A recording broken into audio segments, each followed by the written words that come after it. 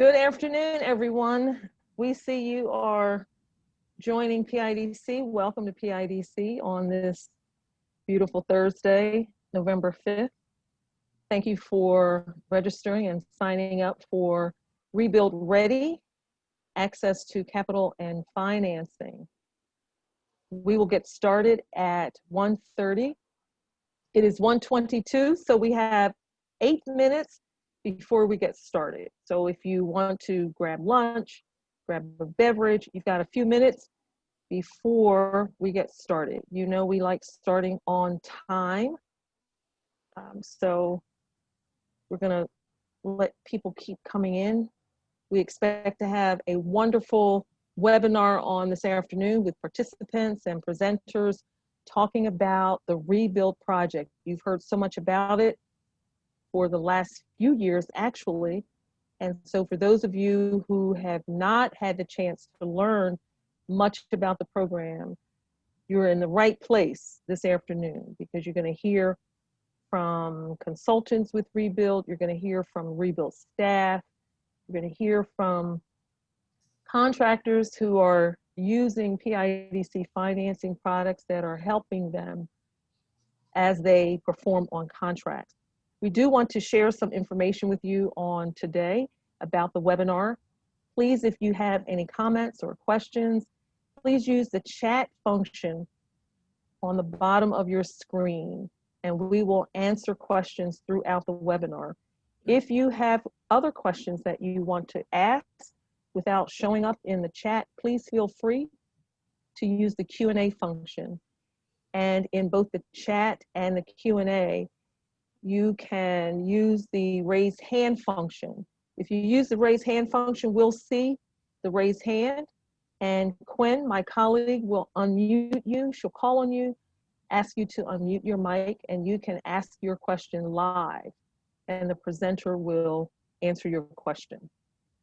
We do want to tell you about upcoming webinars that are being hosted here by PIDC. On November 17th, we will have part 2, webinar number 2 of our 6-month series on mental health. Series is called, Is It Just Me? Your mental health during the time of COVID-19 and civil unrest. We started last month. It is the third Tuesday of every month at 9 o'clock in the morning for just 1 hour.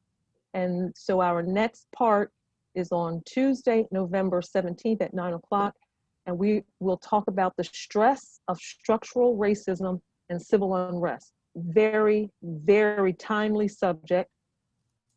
People are feeling a host of emotions during this time. We are fortunate, we are partnering with the Scattergood Foundation and Spectrum Health Services, bringing in mental health professionals who will address those feelings, give you the statistics, the data to confirm how people are feeling, gives it legitimacy. So there's no shame in how you're feeling. People are feeling those emotions, just a rush of emotions right now. And so we will address all of those. And we are having part 2 because we know we will not be able to complete that discussion in 1 hour. And so we have scheduled part 2 of the second webinar, and it will happen on Monday, January 11th. So we will continue that conversation. But every month, the third Tuesday of each month through March, we're going to have a different topic falling under that umbrella of Is It Just Me? Mental health during the time of COVID-19 and civil unrest. So that will be on Tuesday, November 17th. And then on December 15th, we will have the third part of that series, and that will be the stress of distance learning and virtual learning and the business owner. So for those of you who are working remotely, who have children who are in school, you understand the pressure that's on you to provide a schooling or learning environment at home at the same time that you are working. And there are certain stressors that come with trying to fulfill those functions, as well as staying on top of employees who are going through some of those same stressors. So we encourage you not only for you to sign up for the webinar, but encourage your employees, encourage your colleagues, your network, other business owners to sign up. All of these webinars are free. And after the actual webinars, you can go to the PIDC website where you can get a replay of each one of those webinars. Make sure when you're on the PIDC website that you sign up for our newsletter, and you can see everything that is happening with PIDC on a monthly basis. You can also follow us on social media. We are on all of the social media platforms. And so to get an idea of what's happening with PIDC on a day-to-day basis, on a weekly basis, make sure you follow us. You can see our handles on Twitter, Facebook, and the Gram. So if you have any questions before we get started, please just use the chat function. We would love to have your feedback about today. Any questions that you have in general about PIDC, just let us know. I'll be working today with my colleagues here at PIDC, Quinn Mai, who will unmute you when you need to ask a question. My colleague, Jasmine Walker. We will all be monitoring the chat box and providing you with information as we're going through the webinar. Again, if you've missed any one of our webinars, make sure you go to PIDC, PHILA blog.com, and you can see the rest of the link on your screen.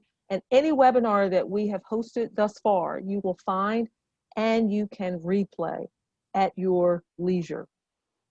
It is 1:29, and so we are going to get started. I am happy on today to work with the Rebuild office. PIDC has had the pleasure of working with Rebuild for several years now. We hosted this same webinar in February of this year. We had a great showing. We expect to have the same showing on today. And in addition to talking to you about Rebuild, we're also going to talk to you about PIDC financing and how you can use that financing as you are pursuing Rebuild contracts. So we're excited to have a panel discussion today led by my colleague, Arthur Jimenez, and PIDC clients. And so leading today's presentation is going to be our good friend and partner, Ellen Nayland, who is the founder and president of Surety Bond Associates, a bond broker. So when you need bonding for any of your jobs, Ellen Nayland is the person you should contact.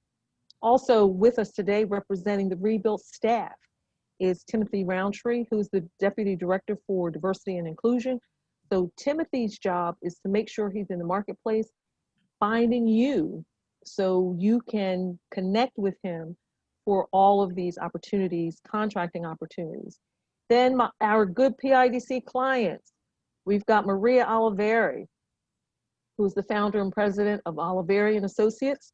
We've got Karima Milligan, who is the president of Milligan Group. And we've got Kala Self, who is a roofing contractor and the founder and president of North American Roofers. So it is 1:31. And with that, Ellen Nayland, I am turning it over to you. Okay, thanks, Marla. Oops.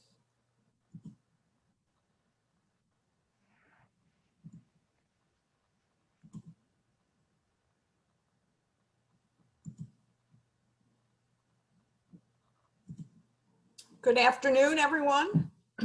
My name is Ellen Nayland, and I'm the owner of Surety Bond Associates. We are a surety bond broker here in the Philadelphia marketplace that specializes in the bonding needs and contractor development of MWBE firms. Because of our experience mentoring MWBE firms, Surety Bond Associates was hired by Rebuild in partnership with the Enterprise Center to develop and manage the Rebuild Ready Business Support Services Program. I'm going to let Tim Roundtree, the Director of Diversity for Rebuild, take you through some background on the Rebuild program and the status of some of the projects and how to get engaged in Rebuild. Following Tim's presentation, I'm going to talk to you about our Rebuild Ready Business Support Program. We're currently recruiting actually for our December cohort. So if you haven't been able to sign up and participate in the Rebuild Ready program, following today's webinar, we'll be able to help you get signed up and provide you with additional information on how to actually access the resources offered through Rebuild. So Tim, I'd like to turn the mic over to you. Thank you, Ellen. Good afternoon, everyone. So again, my name is Timothy Roundtree. I am the Deputy Director for Diversity and Inclusion for the Rebuild program. I won't bore folks with the introduction of the Rebuild because I think most people by now recognize that the Rebuild program is the Mayor's Community Infrastructure Program to provide physical improvements to rec centers, playgrounds, and libraries. So I'm going to just dive right into the presentation. And so the question is, for our business owners today is, why should I be interested in the Rebuild program? Well, there are several reasons for doing so. First is that the diversity and inclusion is one of the three main pillars for which the Rebuild program is designed. And so to that, there was a well thought out approach to achieving very ambitious diversity goals. First was an outreach plan that would ensure that businesses would be aware of contract opportunities in real time. Also arranging various different networking events with business owners and vendors to connect directly with Rebuild partners. The other is that Rebuild has hired third-party EOP monitors to ensure that there is accountability, which would also ensure that goals are going to be met on Rebuild projects. And then lastly, Rebuild has added, as Ellen indicated earlier, some business reports resources to really help businesses succeed on projects. And so we're going to talk a little bit about what those resources are later in the presentation. But for our next slide, just to kind of want to provide individuals a better understanding in terms of what the Rebuild contracting structure looks like. So as you see here with our slide, we work with multiple city departments and agencies, including City Council, Parks and Rec, and the Free Library. We have PAID and PIDC, who are our financing and property conduits.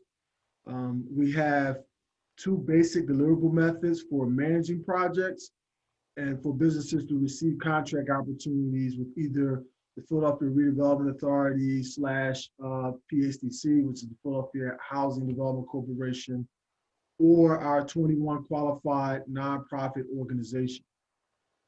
Rebuild does this through a complex systems with many stakeholders. Before our D&I programming, most opportunities will be found through an RFP posting process, which will be listed on Rebuild's website. And we'll talk a little bit more about that process as well. Our next slide. So our next slide here provides us some updates on where we are with our projects. So as you see, currently we have about 10 projects that are in construction, and you see the names or the list of those sites, which include playgrounds and rec centers. And then we have 7 projects that we are anticipating that will be starting soon. And there's a combination there of libraries as well as playgrounds. Next slide.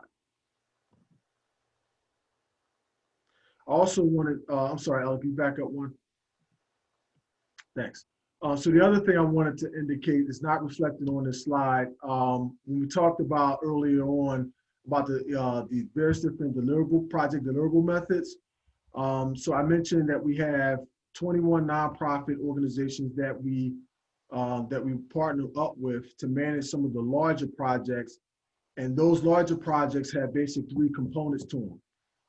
A community engagement and a design, as well as a construction phases are added to those projects. And so we have about roughly 30 projects right now that are either in the community engagement or the design phase. So it just kind of gives folks an idea of the type of volume of projects that we anticipate moving in the construction phase in the near future. And so there's going to be a substantial amount of opportunities for contractors that are interested in participating and working with Rebuild in terms of projects, as well as other vendors that may be in the other areas of community engagement and design. As I mentioned earlier, all our opportunities are posted on our website, and we'll talk about later how folks can register so that they can receive those notifications when those opportunities go live. Next slide. So that leads us into talking a little bit about some of the business supports efforts or resources that we have in place for businesses to take advantage of.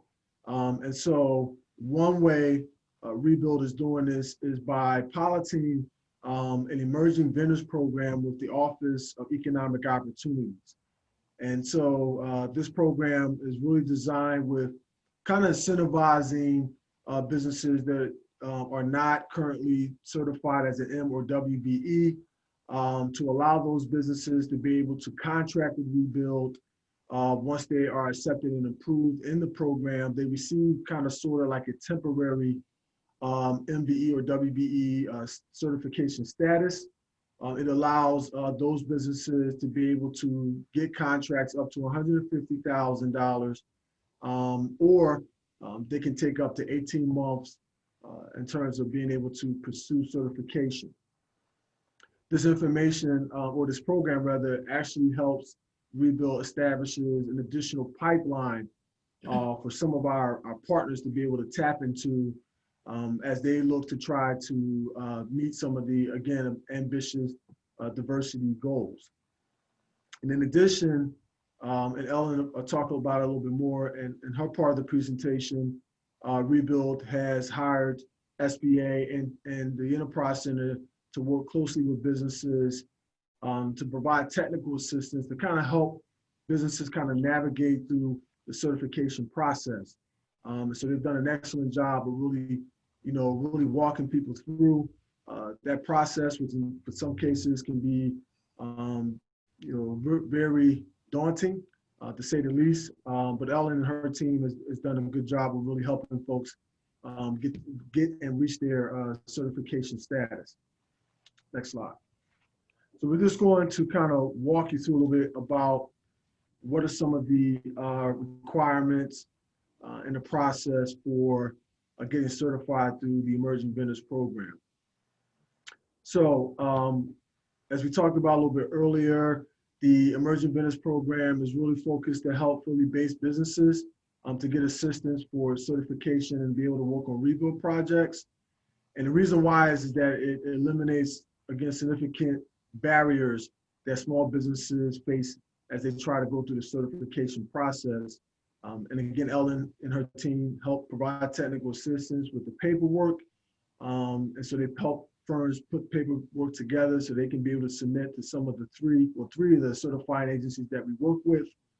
And then at the end of the day, again, it helps those businesses long-term that once they receive their M or WBE certification, put them in a better position or a stronger position to get future city contracts. Next slide. Good.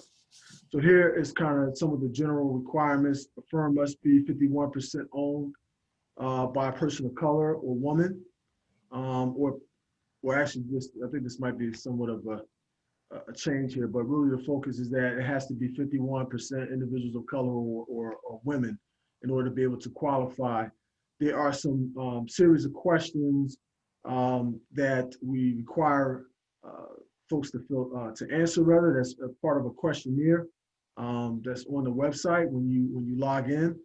Really, what we're just trying to gather there is just to try to get some general information about your business. We need to be able to determine whether the folk or the individual that is applying has, in fact, own and operate a legitimate business. So we want you to provide us with documents such as articles of incorporation. We may ask for proof of business insurance, proof of business account, being able to produce commercial activity license or some type of specialty license.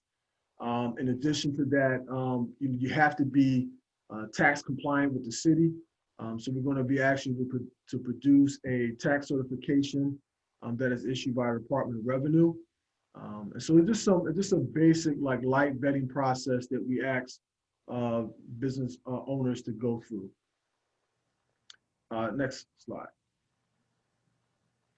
And so again, this kind of just talks about those the specific details in terms of the criteria for the program. You're allowed to, again, get up to 150,000 in contracts, be able to participate on rebuild projects, and then be able to receive technical assistance through the Rebuild Ready program. Next slide. And these are just the expected outcomes, which we touched based on earlier. Really using the program to encourage more businesses to get their M&WB certification, but again, being able to tap into a pool of businesses that can really help our partners and Rebuild overall meet its various ambitious contracting and workforce diversity goals. And here are some of the steps that you can take to get ready. So one of the things that we always encourage business owners to do is to register with Rebuild, sign up for our call for interest. And you can do that by going onto our website. And what it does is, again, when opportunities get posted, you will get email alerts about those contracting opportunities, as well as any types of outreach efforts that Rebuild is engaging in that we're using to try to help connect businesses again to either our 21 different nonprofit partners or city departments that we work with to manage Rebuild projects. And then in addition to that, the Emerging Vendors Program, it's important, if you haven't already done so, to look to try to enroll. And then Ellen is going to talk more in depth about the various different technical assistance that's provided under the Rebuild Ready program. And so here is the information that you can jot down in terms of being able to find out where those opportunities are, how can I get involved or connected. You either sign up to our website, and if you sign up on the website, it allows you to go directly to applying for the EVP program, or if you're interested in the Rebuild Ready program, you could access all that information from our website. Or if you just want to register with Rebuild with the call for interest, you can do that as well. And so to that, I will turn it over to my colleague, Ellen Nalen. She's going to talk a little bit more about the Rebuild Ready program. Thank you, Tim. And I neglected to thank PIDC for hosting this event. PIDC has been an incredible partner of Surety Bond Associates for many, many years, and they're a strategic partner of ours in the Rebuild Ready program initiative. Again, my name's Ellen Nalen, owner of Surety Bond Associates. A couple of other members of my team are involved in the meeting today. Emma Nalen is in the meeting, as well as Jocelyn Thornton. They are two key individuals that that help contractors navigate through the Rebuild Ready program, getting registered and getting signed up and getting access to the technical assistance. As far as an overview of the Rebuild Ready Business Support Services Program, we're providing assistance with MWBE certification once they're approved as an emerging vendor, construction training and mentorship, assistance identifying and responding to rebuild contract opportunities.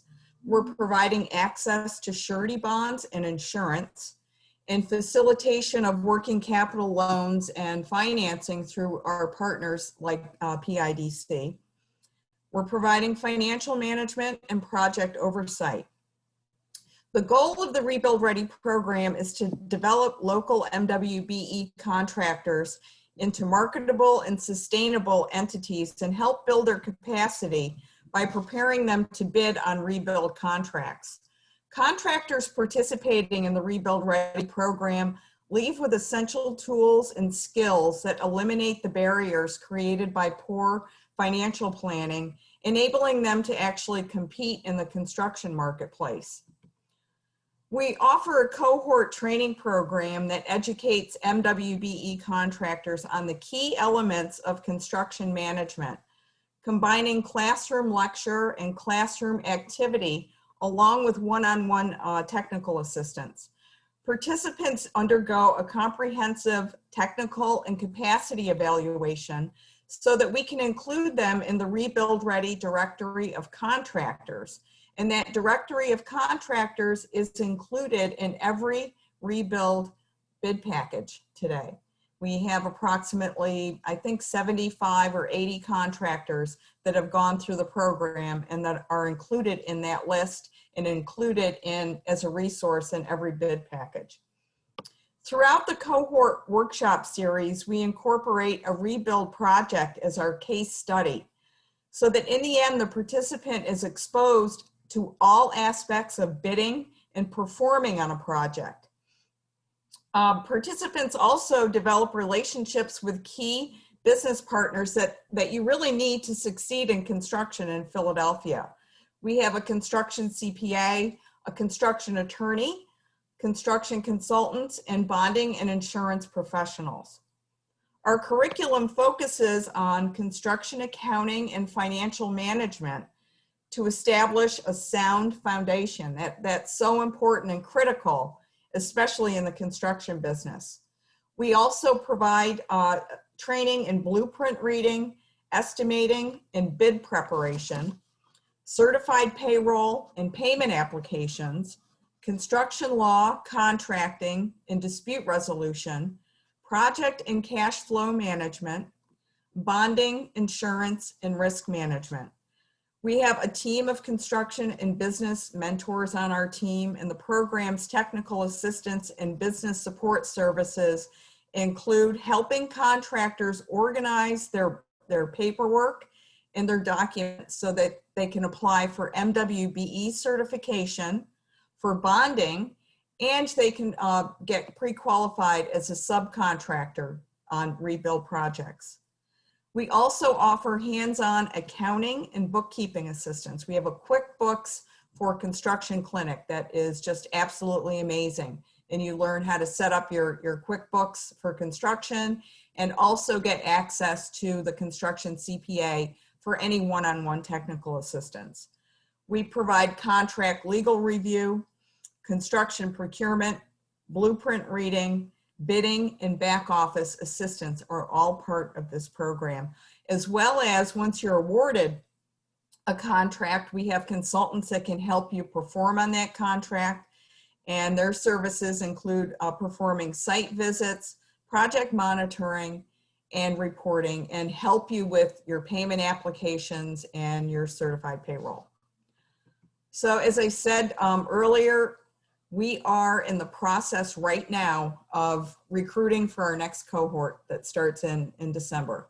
It's about a 3-month commitment. We don't mess around. We have a lot of services that we're offering you in the training part of the program.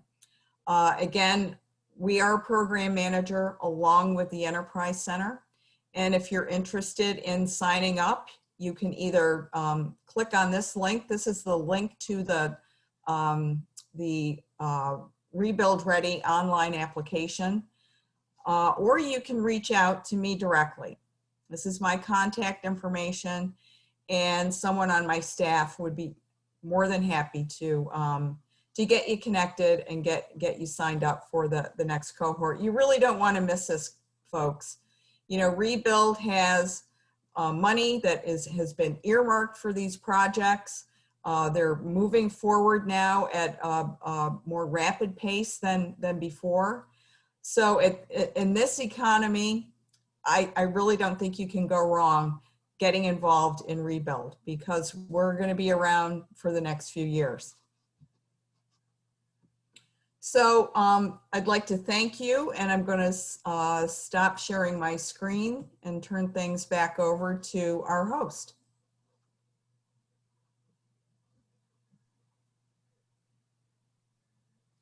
Well, thank you everyone for the great overview of the program. Ellen has been working tirelessly with the Rebuild office and with you, the contracting market, to make sure that there are no barriers, that there are no impediments for you to participate in Rebuild if you want to participate. And so whether it is the technical assistance with bonding, with understanding accounting, because you've got to know your numbers. You've got to know how to track your money. Everybody has gotten into business to generate wealth. And so you've got to know your numbers. So thank you, Ellen, for all that you do in making sure that the businesses that so desire to pursue these contracts not only are able to win the contracts, but have all of the resources that are necessary to ensure success. Which now leads us into the next portion of our program. It's one thing to get the contract, but you have to be able to fund the contract.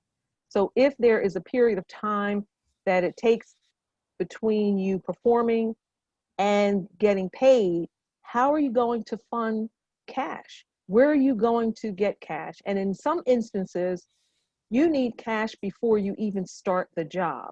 It might be buying new equipment. It might be reducing outstanding debt, refinancing high interest debt. So that's where PIDC comes in to be able to partner with Rebuild. So not only are you getting the contract, but you have the cash flow that you need. Maybe you need to buy a new vehicle. Maybe you need to upgrade computer systems in order to function more efficiently. So this is where we're going to talk about how financing impacts the work that you're trying to pursue and where you can actually get that financing. So at this point, I am going to introduce my colleague, Arthur Jimenez, who is the Director of Business Development here at PIDC. So he is the person who's always trying to find you when you are in need of financing. He's going to lead a panel discussion with 3 outstanding PIDC clients. You don't usually see PIDC clients. You might hear about the financing that we offer, but this afternoon we actually have 3 PIDC clients, and Arthur's going to lead this discussion, and you'll get the chance to hear from them how PIDC financing has worked with them, and you'll get the chance to ask them any questions, ask Arthur any questions, to make sure that this is a complete webinar answering all of your questions. So with that, it's my pleasure. Arthur Jimenez, take it away. Thank you, Marla. And thanks again for everyone making the time to participate. I think it's best if we just quickly review the PIDC loan products before we jump into the panelist questions. Quinn, could you bring that up? Okay, thank you. So these are specifically for contractors. I think this is probably the 3 most important products we have. We have several others, but these are the ones we picked out that are most, I guess, important for the audience. So number 1 is the working capital equipment loan. So that was, like Marla was saying, if you need capital up front for a contract, like say you need some mobilization money to get up and running, you start to find and hire new staff, purchasing new equipment. You might have some money, cash reserves, but it's not enough for you to start the contract. You can come to us for help. We will definitely help you. We'll definitely be happy to help you pertain gets that equipment and even provide with the working capital. Second part is a contract line of credit. So the contract line of credit, it's unique in the sense that the line of credit, it's really just used as an advance on approved invoices. So let's say if you do get a rebuild contract, you perform the work, the city approves it, and now it's been scheduled to pay. It might take 30, 45 days or maybe a bit longer to get paid. The contract line of credit is something that you can use to get paid within a week, within 2 weeks. We say 2 weeks, but it's usually in several days because we just directly deposit those funds into your account. So that's really, that's a tool to help you get paid faster on contracts. And then lastly is if you're expanding your operations, just on a bigger scale, not just for a single contract, but for other opportunities as well. Maybe you need additional, like a warehouse. Maybe you need, additional space. The place you've been leasing is you've outgrown it. The commercial mortgage is really meant to help small and minority-owned businesses purchase a property in the city of Philadelphia. It goes up to $500,000. That's the limit, but we see that is a gap in the market right now that not a lot of banks offer. They start at larger loan sizes, and sometimes they don't serve a lot of the businesses in the neighborhoods, Philadelphia neighborhoods. Thank you, Quinn. Oh yeah, we can. This is just an explanation again of the some of the key terms of the products. I can just go through them. So the working capital equipment loan, so that's a term loan. So that is, you get a lump sum money in the beginning for the working capital and equipment, and then you pay that off in a series of about 3 to 5 years. The amounts vary from 50,000 up to 750,000. Our interest rate right now is 6.25%, but you do pay that over 3 to 5 years, so that helps it make the payments more affordable. Contract line of credit. So this is really bridges receivables. That's really what its main purpose is for.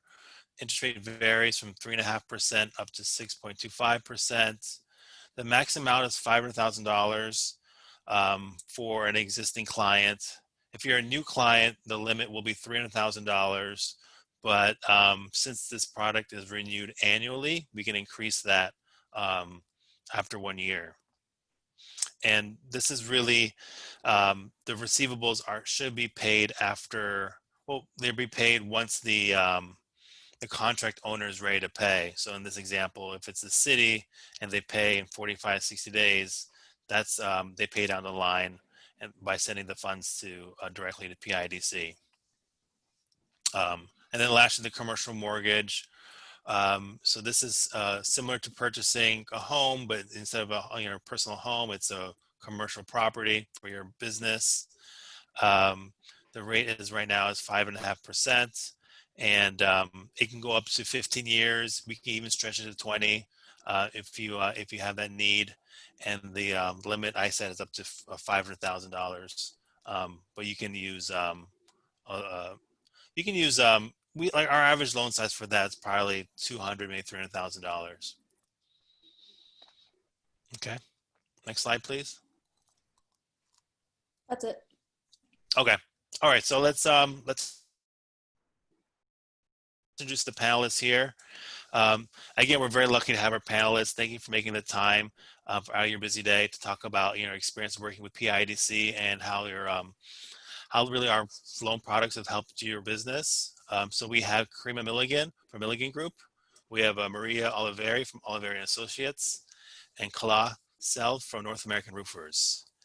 So I'll ask each individual some questions about like your background and some your experience with the loan products.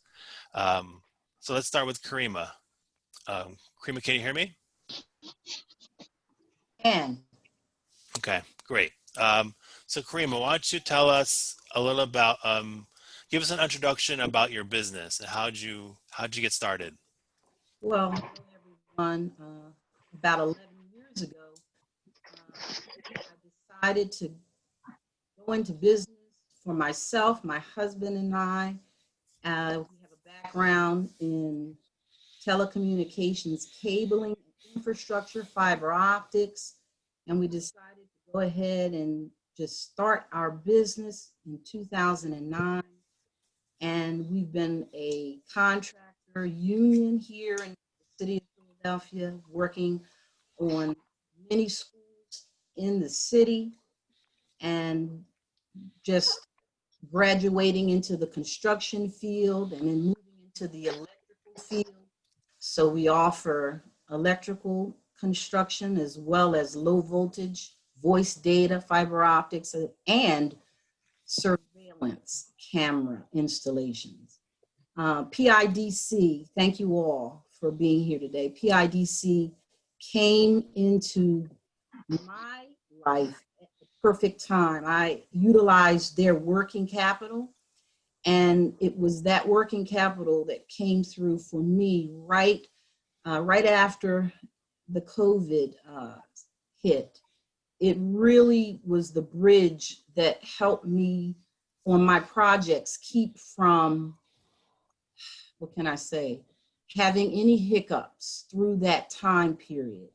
It acted as a bridge. And so I can't say enough about the timing and how wonderful that product has been for me. Thank you, Karima. Can I ask Maria to introduce yourself and your company?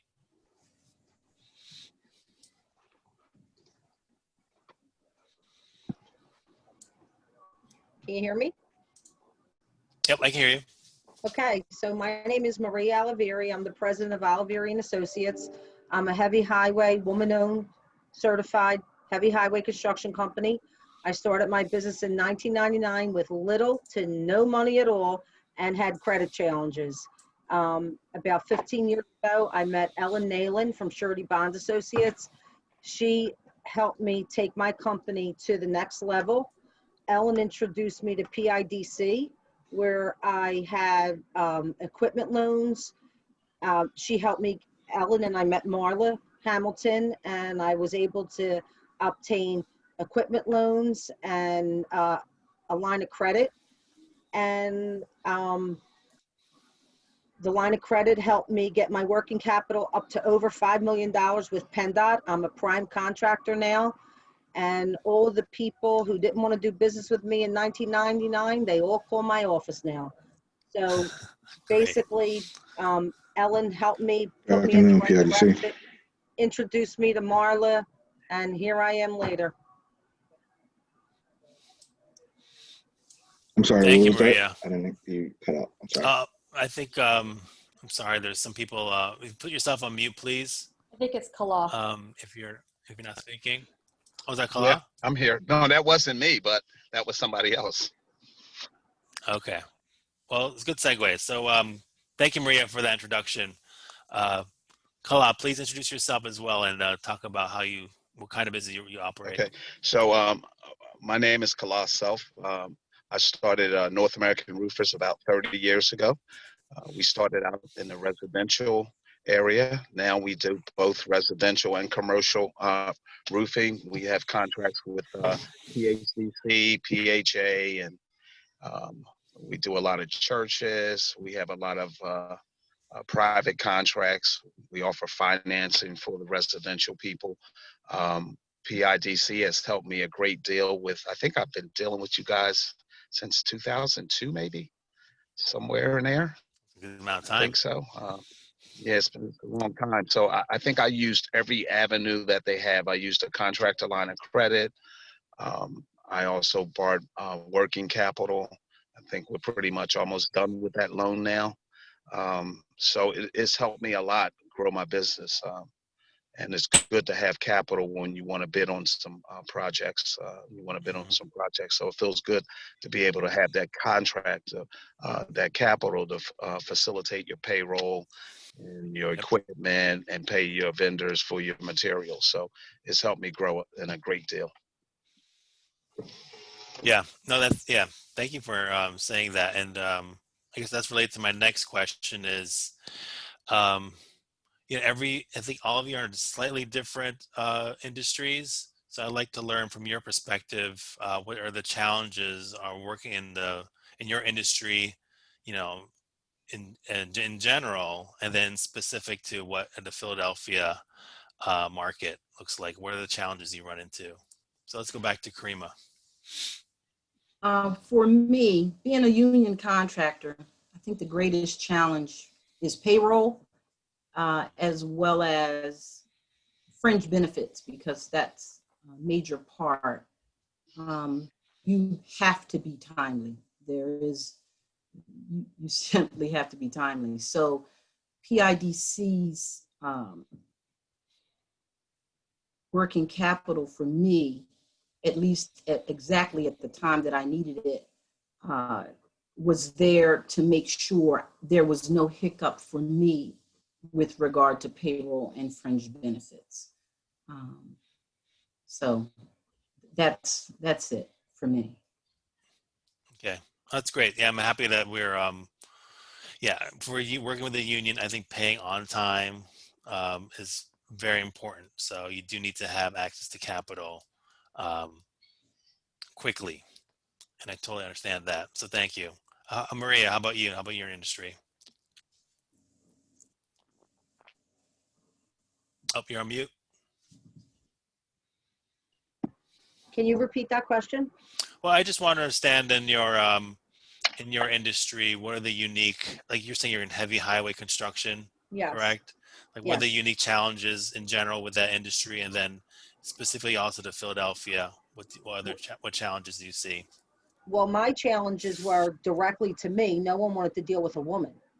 And I had to prove myself, and I had to work harder than the average person just to be able to prove myself to people that I can do a good job.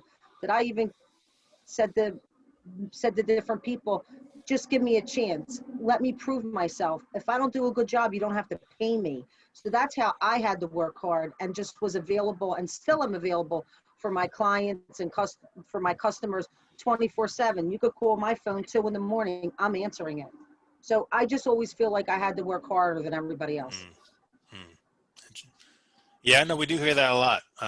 Because we work with a lot of women-owned, minority-owned businesses. That is a challenge. That it's hard to prove yourself in the beginning, and it's hard to perform just as well as all the other, larger, more established businesses. So thank you for sharing that. Yes. How about you, Kala? What challenges are you seeing? Well, now, I mean, since COVID, what happened is that um, being that the city and the state was, a lot of those agencies that we usually work with were closed. It seemed like we started over again, and we started getting calls from the private market. And I kind of put the private market on the side at one point, but during COVID, it seemed like everybody had money. It was everybody had money. I think everybody in the world called me, from churches to facilities to the private market, that it was just unbelievable. It was like a mad rush that came from somewhere. I don't know. It's just like everybody had money.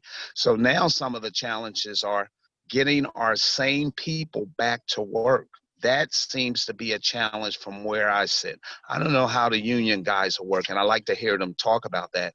In other words, we're finding that people would rather stay home and receive a little bit of money instead of coming to work and to make a little more money. It seemed like that seems to be the culture all over. And even with my vendors I'm talking to, they're like, we don't have this today because a lot of people are taking off and they're short everywhere. So I just wanted to know, is the union going through that same situation with people, or what? That's a good question. What's your experience, Karima? Okay, so for the union, because there is a large number of members that are highly skilled, we don't have that same issue. They're always there, ready to work. Okay. Yeah. Okay. Maria, are you experiencing the same thing, or you always have people? No, I've had the same people working for me for many years. When I do need people, they are available at the union. I mostly deal with, my unions are the cement masons, teamsters, operating engineers, and laborers. And there's always people there that are available to work, and people are constantly calling my office for work, dropping off resumes, and stopping my employees in the field. So I'm not experiencing that at all. Okay. Okay. That's interesting. Okay, and we have a question here from the audience, which also is a question I want to ask. So why don't we start with Maria this time? So Maria, how did you leverage PIDC to increase your capacity? I guess your capacity for your business. But can you explain what you mean to me by leverage? Leverage, like, or maybe let's take a step back. How did you operate your business without PIDC first, and then once you had a PIDC loan or access to capital, how did that help your business grow? Okay, so I operated it very carefully, to be honest with you, before PIDC, never spending more than what I had.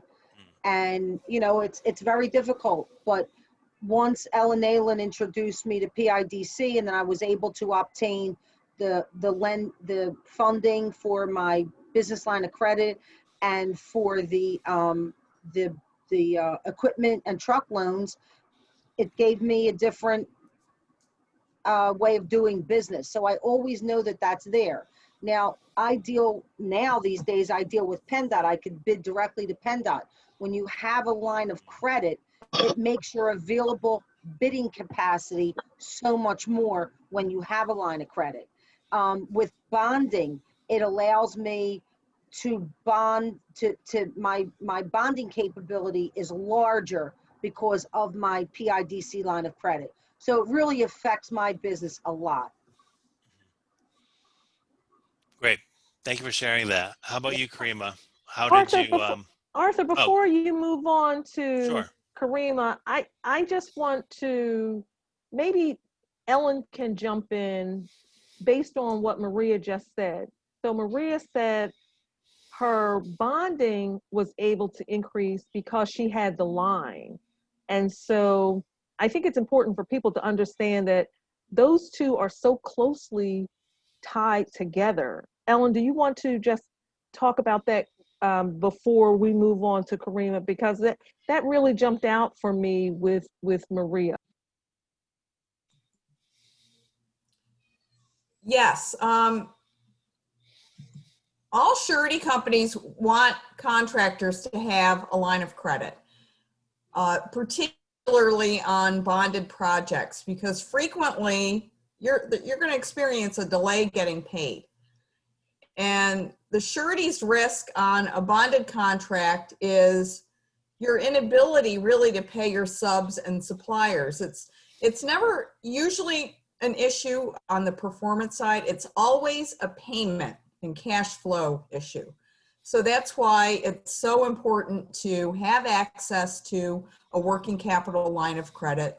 The sureties don't want you to abuse that line of credit. They just want it to be there for, in case you're unable to fulfill your day-to-day obligations while you're getting paid. The beauty of the PIDC line of credit when you're on a bonded project in particular is that the surety can monitor how you're using your line of credit. And the contractor is learning really good practices going through this process. They're learning how, when you draw down on the line while you're waiting to get paid, as soon as that payment comes in, you pay the loan back. You don't want to keep it in use. You want to just use it as you need it. And the more you do that, and the more successful you become, you start being able to qualify for larger bonds and larger lines of credit. And eventually you will be able to become bankable on your own.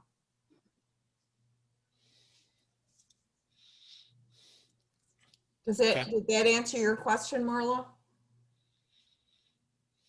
It does. And because I just wanted people to know how connected bonding is with having access to capital.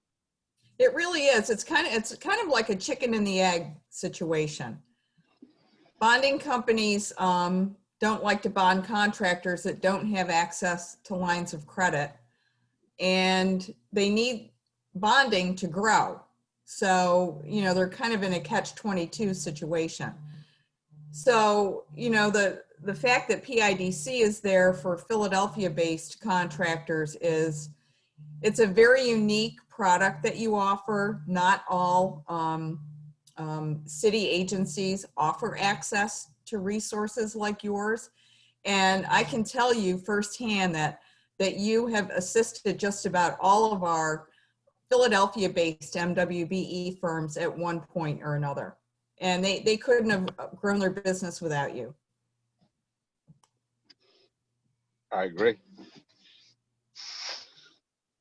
So And- Arthur, and- if you were going to ask me that Go ahead, question, Cole. Yes, I was. so what I did in the 90s, in the 80s, when I started, I bought every house in the city that didn't have a roof on it. So I was able to manage my money pretty well, but it was kind of crazy because when I had contracts, I would take all my rent monies and they were entangled in my business money. It was like I could never, you know, it would come down the pike eventually, but the management was crazy. So I would go to one bank and take all my rent money and finance the jobs. And then when the check came in, but I wasn't taking the money out properly. So I wasn't documenting, like, you know, I borrowed $10,000 from my rent money.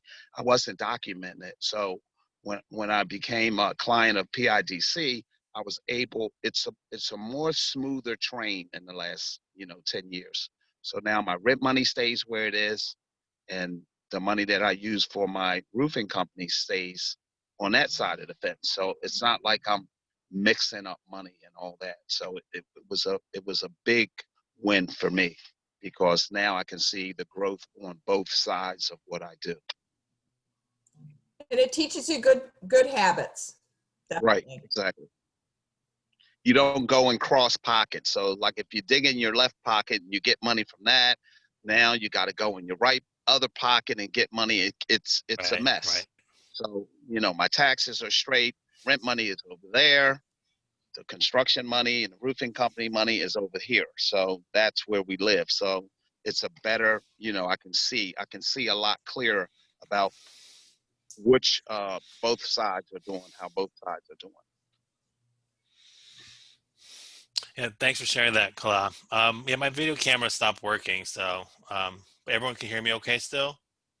We can hear you fine. Okay, great. And then, yeah, lastly is, I guess, yeah, everyone kind of touched upon this, but what do you envision touched upon, like how the PIDCs help their business grow with their, access to capital? It sounds like it also helped you gain better, larger contracts. You didn't have to rob Peter, pay Paul, so to speak. Like you had, you knew where if you needed to find additional funding, you can use your PIDC loan for that. But also I wanted to hear, like if we can think like 5 years from now, if you can really envision where you're going to be, like what do you think your company is going to be like in the next 5, perhaps even 10 years? Why don't we start with you, Kalal? What do you think you're going to be doing in like 5, 10 years? Well, in the next 5 or 10 years, I vision that the roofing company should be, I should be able to take us a few steps back and not be like on the front row with a lot of things. And we're catering to a lot of the trade schools and the younger kids to try to get them involved in trades. And what we do with a lot of the guys that we do involve in, we really have to show them about a lot of things. It's like we have to show them how to manage money, because it's Right. nowhere that you can go and make $35,000 to $40,000 a year and not have an education. So you can come in here and basically, pick up trash and make a good living. So it's like, what do you do with the money once you make a good living? So some of the young males that we're dealing with now, we not only show them the trade, but we show them how to manage a home, how to possibly buy a property, how to establish their credit. And those are things that are important to me when you hire people from the community. You have to show them how to grow, because if you just work them, then it just doesn't make sense. They don't understand the growth procedure behind having a job, establishing credits. So it's a lot of training involved. So I envision us as one of the footholds in the city that not only offers people, young people, a job, but we're going to show them how to manage their lives at the same time. Well, that's great. Yeah, I think providing that mentorship early on, especially for the youth, so they don't make as many mistakes as I guess as we do, and they have an easier time getting through life. Yeah, it's definitely an important lesson. How about you, Karima? What do you think you're going to be in 5 to 10 years?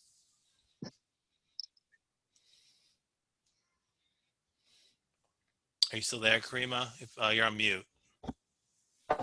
Yes, hope you can hear me now. In 5 to 10 years, I absolutely expect Milligan Group to be a premier contractor here in the city of Philadelphia, directly as a result of my relationship with PIDC. All of Maria, Ellen, Carlisle, they all spoke to my history and my path, from the fact that I started out with just living contract to contract. I put myself last for many years. Marla said, Karima, get out of your own way and come and see what PIDC can do for you. I was pretty set in my ways and I had my own way of doing things. But finally, I said, you know what? I have to listen to Marla. I'm going to go over there to PIDC and I'm going to see what they can do. And you came through for me.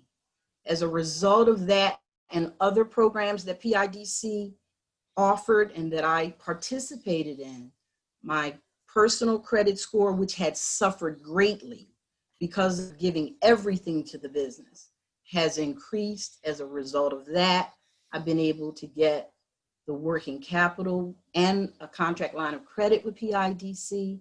Because of that, and I truly believe it's because of this, I finally have access to bonding. Things have just been getting better as a result of moving out of my own way and allowing the process of getting, help through PIDC. It's just been a blessing. So I absolutely know that I will be a premier contractor, tripling what I'm doing right now in the next 5 to 10 years. And I thank you. I thank you from the bottom of my heart. Thank you, Karima. That's a very touching story. Yeah, and I really appreciate you you sharing that. And lastly, how about you, Maria? Where do you see yourself and your company in the next 5 to 10 years? Well, I would hope to double my revenues in the next 5 to 10 years, hopefully triple my revenues. Right. We were deemed essential through this whole COVID process. And I always say you're as good as the team that you put together. And again, I'm gonna call out 2 people. Ellen has helped me greatly through my whole process. And if anybody could hear me, listen, put yourself with people that could help you, because Ellen has helped me greatly. Marla, I've known for a long time.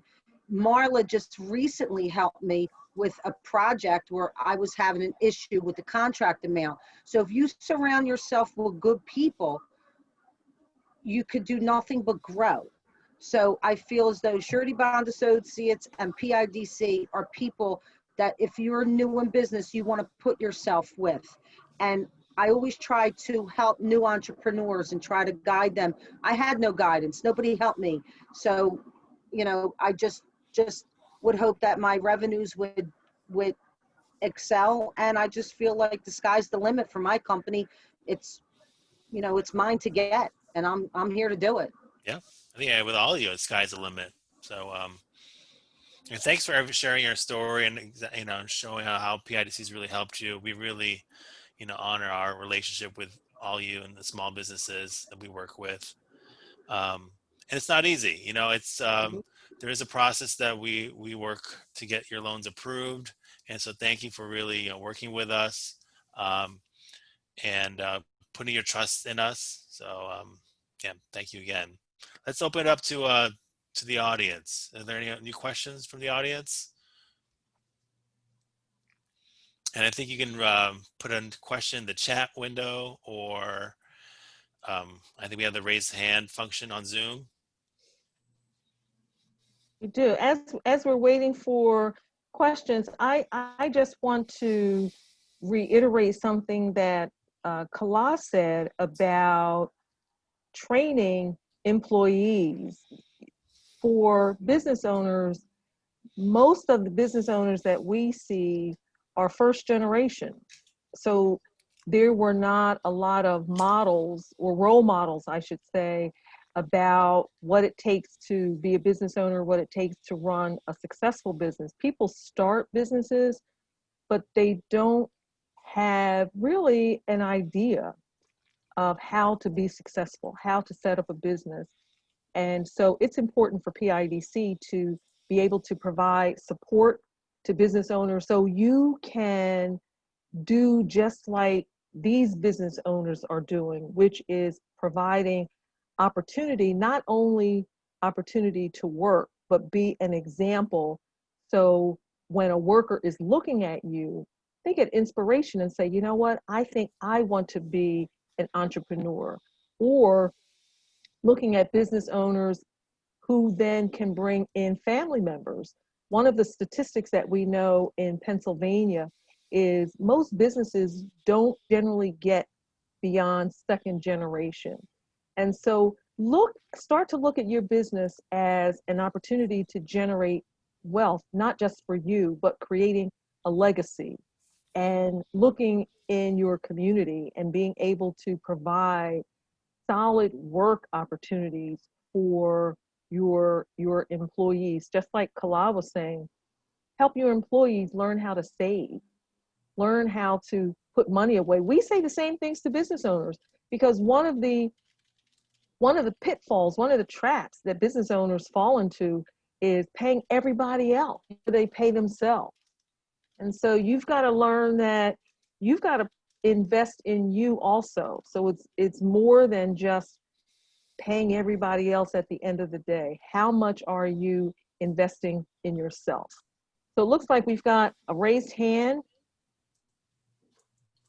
Hi. Quinn, My if name you is, can, it looks Joseph. like, hi. Hi, this is very good. And my question is this: how do we let more people know about what PIDC is doing? Because a lot of communities could use this. You know, a lot of it is word of mouth. And you know, it's word of mouth. When you hear about something, you tell your network, get on our website, sign up for our newsletter. Karima, how did you find out? Maria, just like Maria said she found out through Ellen Nalen. And Kala, I think, how did you find out about us? I think you were working with PHDC and we kept working together. Yep, I think that's how we got connected. we were working with PIDC. I think you guys came and did a seminar, and I think I linked up with you guys then.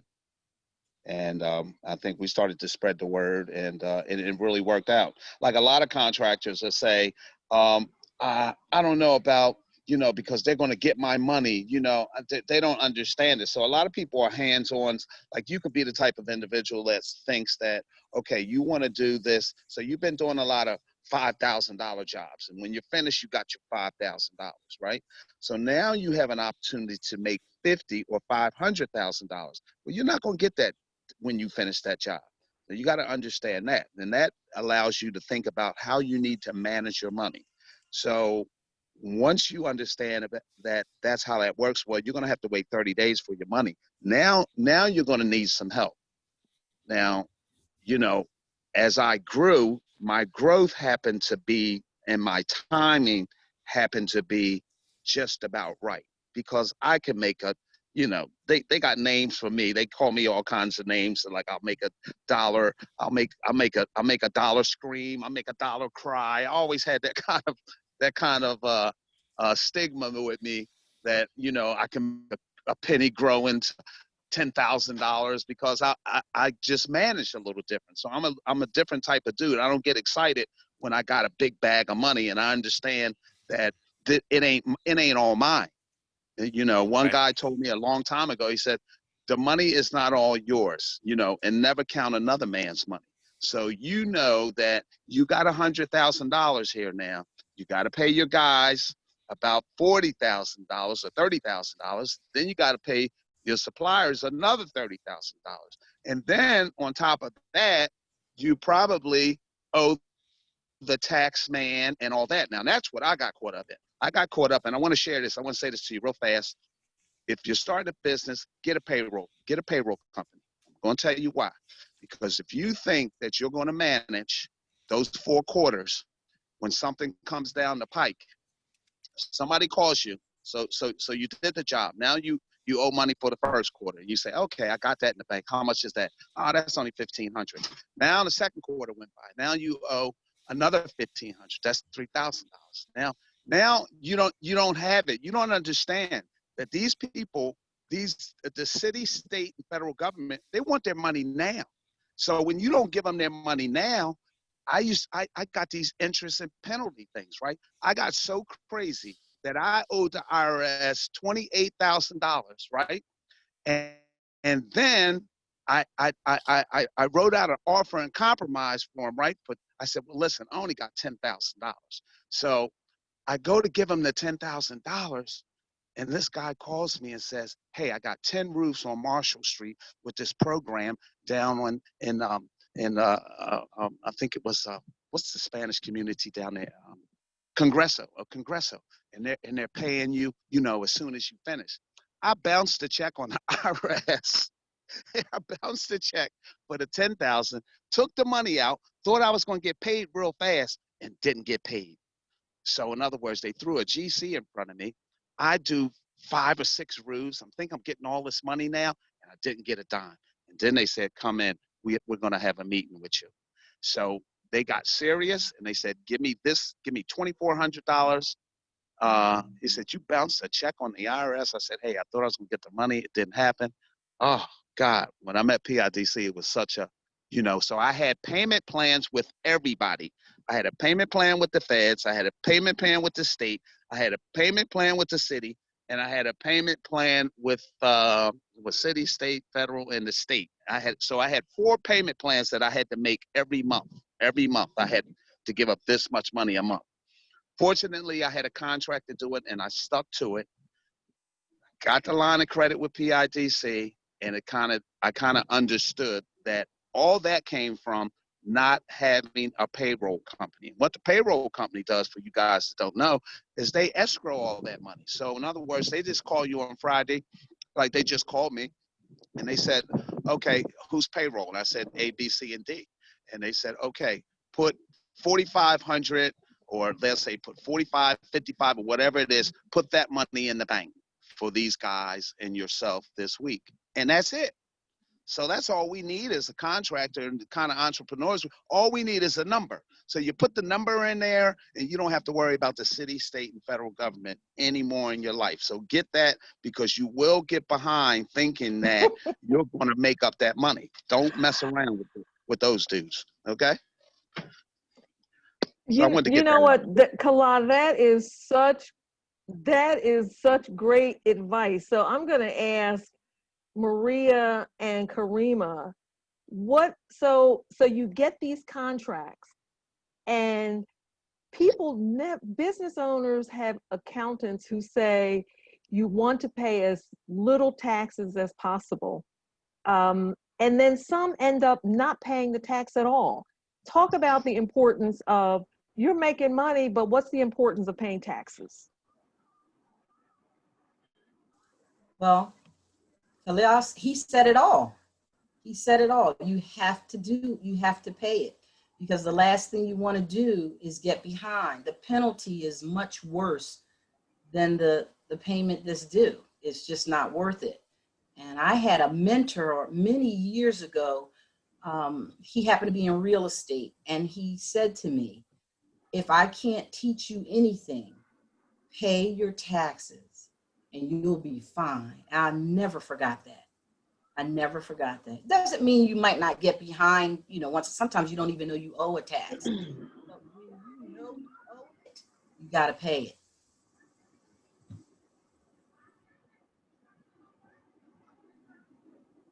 it. And just like you said, sometimes you may not know, but make sure you have a good accountant. There are always a couple of professionals that small businesses or any business should always have. That's a good accountant and a good lawyer who understand the industry that you're in. Make sure that you're paying those taxes and paying those taxes on time. If you're not paying those taxes on time and you end up owing, then you, in addition to the tax liability, you're also paying penalties and fines and interest, which accrue daily. And so make sure those IRS taxes are being paid. And all of this also impacts your ability to get contracts. So if the city of Philadelphia, for example, runs a check with the revenue department and you have outstanding taxes that you owe to the city, guess what? Those rebuild contracts that you are eligible for, that you are just itching to do because you know you can do it, if you've got outstanding tax liabilities, city is not going to let you get that contract. So double check all of your IRS liabilities, your state liabilities, your city liabilities, and make sure you either don't have a liability, and if you find out that you do, make sure you get into a payment plan, because you don't want taxes to be what stands in the way of you getting contracts. And other questions? Other questions? Do you want me to respond to that? One of the things I think that, yeah, Maria, jump in. Okay, so I'm going to make my answer pretty brief. Basically, they're your partner. You need to pay your partner or you're going to be out of business. In my line of work, I have to get something called the contractor's clearance certificate. And when I'm bidding a job, if I can't provide a contractor's clearance certificate, I can't do the work. And that, you get the contractor's clearance certificate if your taxes are paid. So what I do to avoid that, every 2 weeks, I get myself a contractor's clearance certificate. This way, when I'm asked for one, if there is an issue, I resolve it instantly. This way, I'm never caught with a situation that I can't handle. So it's very important to pay your taxes or you won't have a business. That's a great recommendation, Maria. You need to submit a tax clearance certificate with just about every proposal and bid that you submit to the city. So get in the habit of that.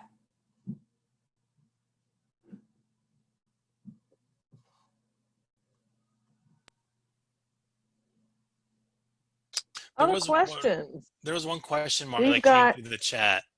I think it was about renovating a home. It looks like a Gavin Presley. If I understand this right, he looks like he's trying to renovate a personal home. So our commercial mortgage can only be used for your business headquarters or a business property. It can't be used for a personal property. It has to be like where your business is going to reside, or maybe a portion of your business or your operations will reside, but it can't be your personal residence. Arthur, what about credit scores? Are you looking for credit scores Good for question. PIDC? We do. We don't make a determination based upon just the score. We don't have a cutoff of like 650, 680, like some of the traditional banks. We try to meet you where you are, and we understand, like, if you're an entrepreneur, I think Karima had said this, for example, like, you have to use your own personal debt, your personal credit cards in the beginning, and that's going to like weigh down your credit. Sometimes you have to pay yourself last, so you might miss a payment here or two. So that's why we try to take that into context. And when we look at your credit, but ideally, we want to see that you're with your existing debt on your credit report, that you're not missing any payments for the past, I want to say 8 to 12 months, so that you're ready. You've stabilized from a debt repayment perspective, that you can pay your bills on time, at least for the last 12 months. On your credit report, I think it shows you missed payments from 3 or 4 years ago. We might take note of that, but that won't really take away from your it won't give you a lower score when we look, or we call like a risk rating. So as long as you've been paying your accounts on time for the past 12 months, I think that'll be definitely acceptable for us. I think Maria Oliveri has an interesting history with her credit that might be useful to hear. Sure, if you want to share that, Maria. Okay, what part of that do you want? Okay, so when I started my business, my credit was a major issue, and I didn't know what to do. Everybody told me deal with the credit bureaus, do this, do that. I did a lot of research, and I found a credit advocate for consumer rights. This was 21 years ago. I talk to this woman to this day once a week. I asked her for advice last week on something. So again, it's all the team that you surround yourself with. If you surround yourself with a good team and you pick up the phone to call them, they're going to get on the phone. So I would recommend this person to anybody. I am a lifetime credit of hers. I joined her team for lifetime. I don't know what to do without her. If there's any issue with credit, I call her, she helps me.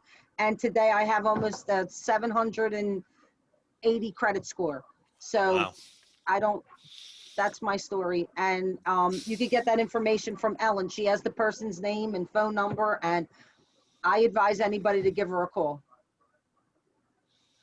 Thanks, Maria. You're welcome. We have a raised hand from Stephen. Stephen, I'm going to unmute your mic. There, can you hear me? Sure can. Wonderful. Hi, Stephen Reeves, Montage Diversity Consultants, and the newly formed Montage Properties. I'm a serial entrepreneur myself. Montage Diversity Consultants provides construction compliance reporting services, working closely with OEO, and also does some engagement with PIDC on some of their projects. But my question is concerning Montage Properties. I recently launched Montage Properties, and we'll be doing some mixed and affordable housing initiatives. And part of the question earlier about a residential home sparked my interest, because we would like to look at purchasing multiple residential homes under our commercial brand Montage Properties, and then redo those homes for mixed use and affordable housing. Is that an opportunity to take advantage of the commercial loans? Specifically for the commercial mortgage, Yeah. are you going to be, is your business going to be located in one of these properties? The business would technically be located at each one of those properties, as we'd be doing property management services for those properties once they're rebuilt and ready. But will there be like employees in the building, or like, yeah, is there going to be like equipment stored there? Besides maintenance, no, yeah, probably not besides maintenance. Yeah, it's really meant for like your headquarters. If you had a headquarters with administrative staff, that need a place to work, a place where you can a garage for your vehicles, for your equipment. That's really what it's meant for. And what about a mixed use business building where it's commercial and residential? Yeah, mixed use we've done before. Okay. In like if it's like say it's mixed use property, it's a 2 or 3 stories. The first level is where your business is located. Exactly. Like we did this with the a bodega, like a corner or a grocery store. So they had a grocery downstairs, and they had apartments upstairs. And they wanted to add a restaurant to their grocery, and it didn't make sense when they're leasing or they're renting. Like, why would you put all that money into property you don't own? So they approached us if they can purchase the building, and in that case they can, because their operations was in the property. Fantastic. Now I know my targets. Yeah. Thank you. Okay, sure. Appreciate it. Thanks And for the question. again, thanks to the panel as well. And can we also gain access to the information of the folks on the panel? We're always looking recruiting for outstanding women minority-owned firms to partake in larger construction opportunities. So we'd love to have make the contact. Sure. Yeah, I think we can share that. Thank you. Okay, our next raised hand is from Douglas. Can you hear me? Yes. Yes. Okay, great. My name is Douglas Rucker from the Chew and Shelton Community Development, RCO. We're a nonprofit. Listening to you guys speak, I tell you, I want to drop this and be an entrepreneur for real. But I'm so engaged in the community involvement right now, trying to get this Chew and Shelton Avenue or neighborhood together. One of the things that we're trying to do, because we are a very low income neighborhood in Germantown. If you go on the west side of Germantown, it's totally different. The mindset is totally different. If you go up the block a little bit in Mount Airy, it's the same thing, Chestnut Hill, all those surrounding areas. But this little community is a blue collar, dark blue collar neighborhood, really. And, we're facing a lot of things that are going on in our community with our young and all. But the question that I wanted to ask is that one of our projects, we've been in existence it'll be exactly 1 year, November the 7th.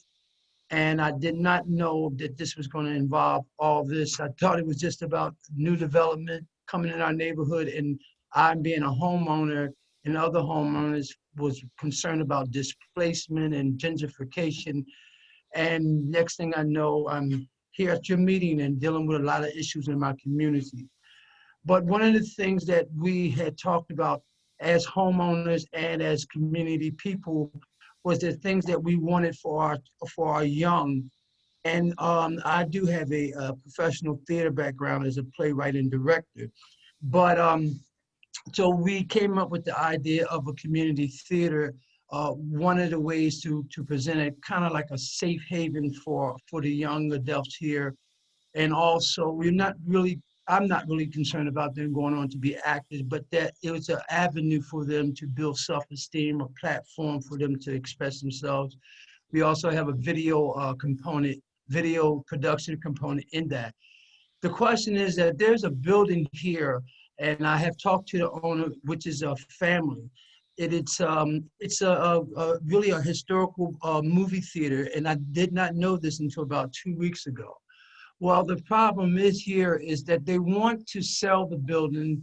They have brought into the idea of it becoming a Chew and Shelton cultural center or arts and culture center.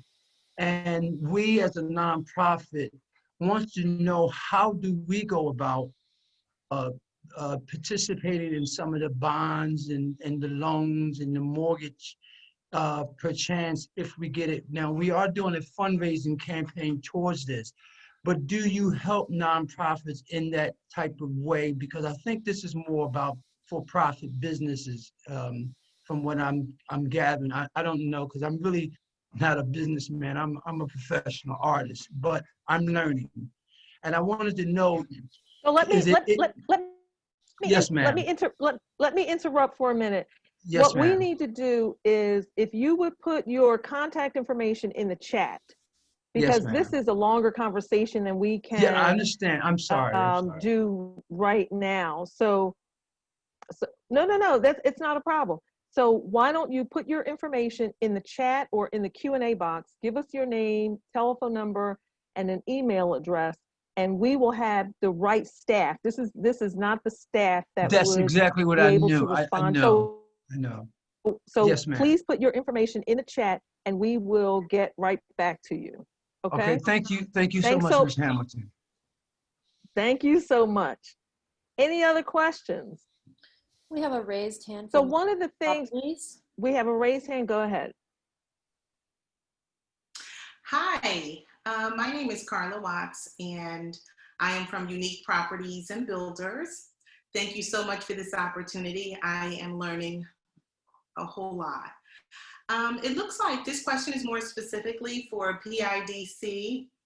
It looks like you have your own scale to qualify your applicants. What specific requirements are you looking for and do you require? Can you repeat the question? Requirements for what? What specific requirements in your application are you looking for? Your application process for your programs? Well, we ask for, we try to understand your operating history. So we ask for 3 years, 2 or 3 years of financial statements or tax returns, because primarily we offer only debt financing. So we have to look at your past performance and your projections to see, try to understand how the loan will be repaid. That's primarily what we look at for the application, as well as we ask for your permission to look at your credit report. We ask you to fill out, it's called the personal financial statement. Help us understand, like, what assets do you own? What are your liabilities? Things like that. Does that answer your question? Yes, it does. Thank you so much. Okay, you're welcome. Does anyone have questions about the rebuild program? Who's eligible to be a contractor? Where are these contracts? Are you large enough? Are you too large? Are you too small? So Tim, if you want to, or Ellen, if you want to talk about some of the rebuild opportunities, what are some of the contract sizes? Where are some of these opportunities?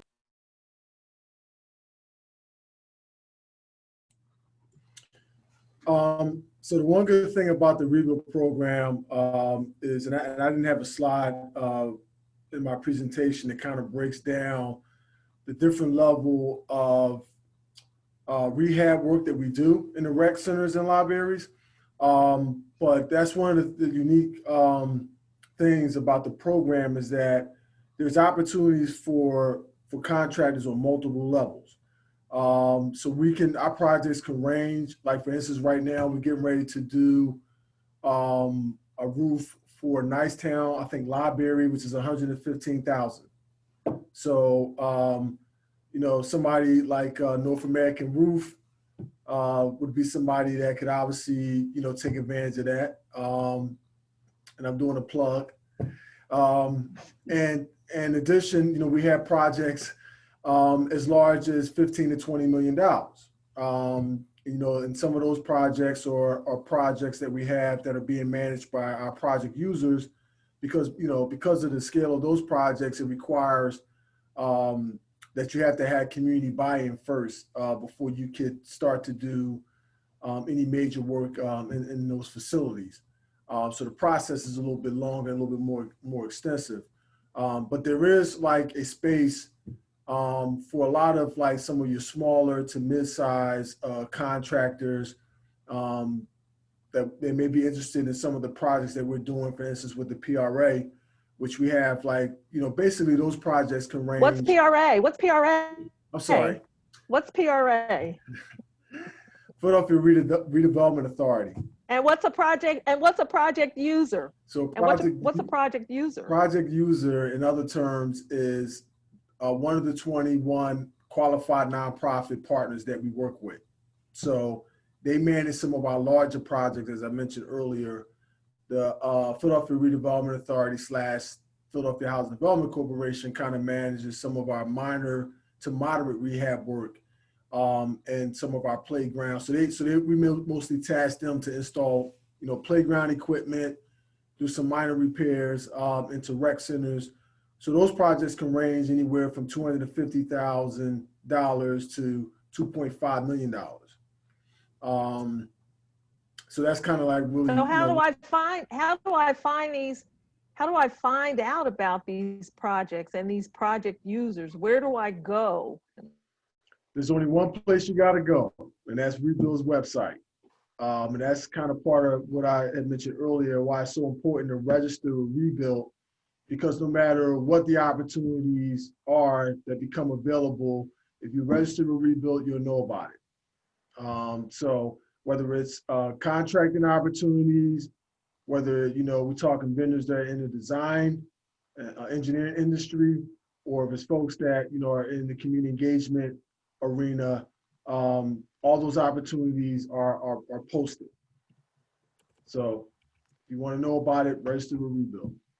I'm going to include some links So to specific sites on Rebuild site for everyone. Yeah. Okay. So can we get that in the chat? That's Can what you I'm put doing that now. link? I'm doing that right now. Yep. And So Ellen,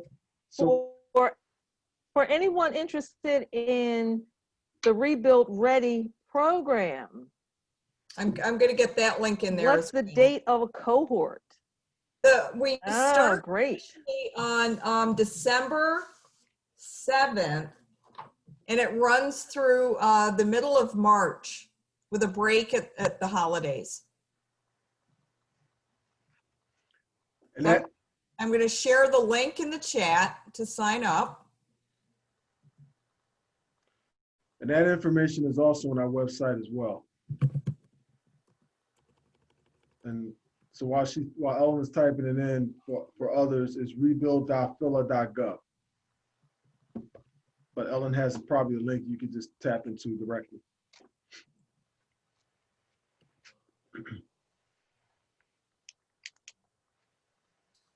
And one more link so that you can sign up for the updates on the contract opportunities. I'll share that next.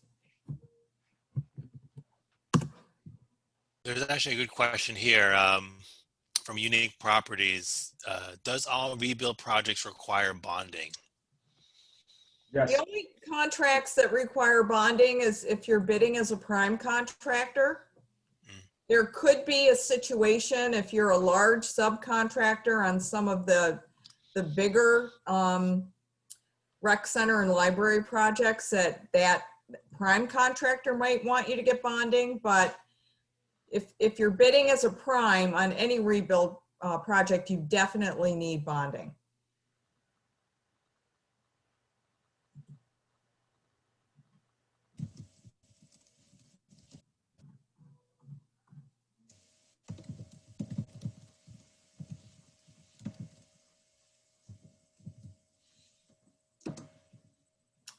Oh, That's it. Marla, I don't see any other questions. I'm trying to get one last link in here.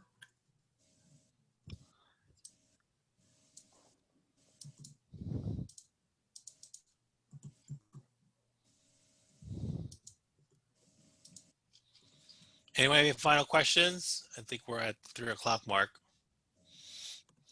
We have a raised hand here from Steph. Tell me how to pronounce your name again. On mute. It's Stefan. Sorry. Stefan. Stefan again, Montage Diversity Consultants, Montage Properties. This question is for Rebuild.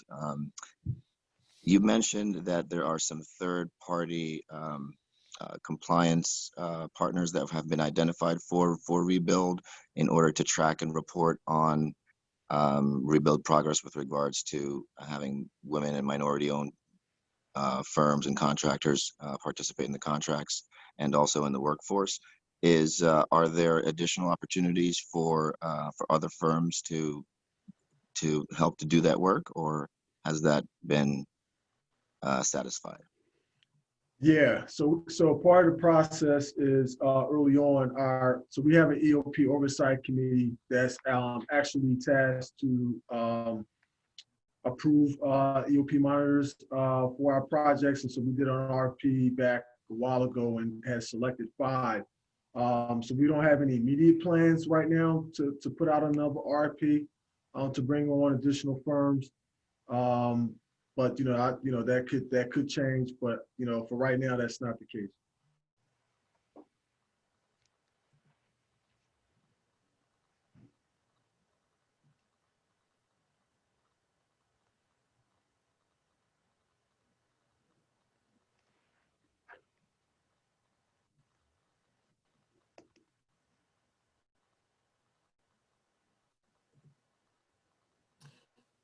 There's a question in the chat about what are the qualifications to be part of the Rebuild Ready program.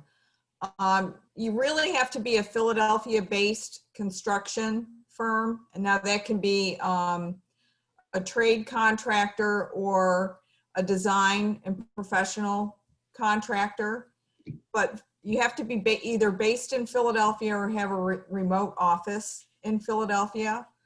And you have to be MWBE or eligible to be certified as MWBE to participate in the program.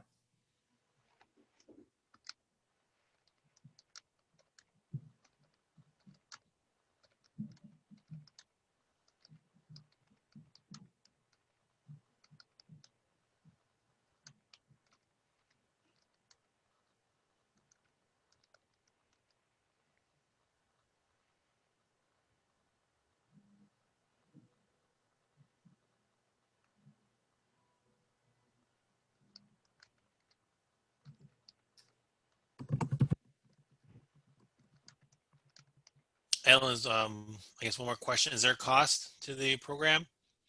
No, there's no cost. It's free. And the next step would be to apply for the Rebuild Ready program. The link is in the chat. I can share it once again though.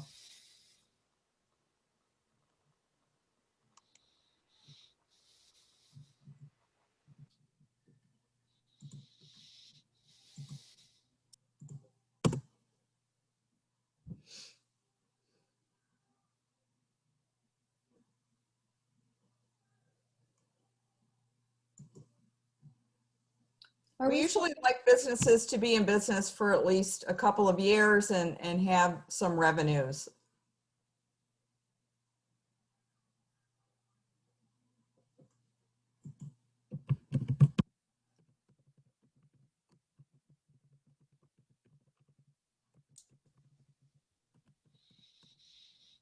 And I just included my email in the chat if anyone has any additional questions that we haven't been able to answer adequately today.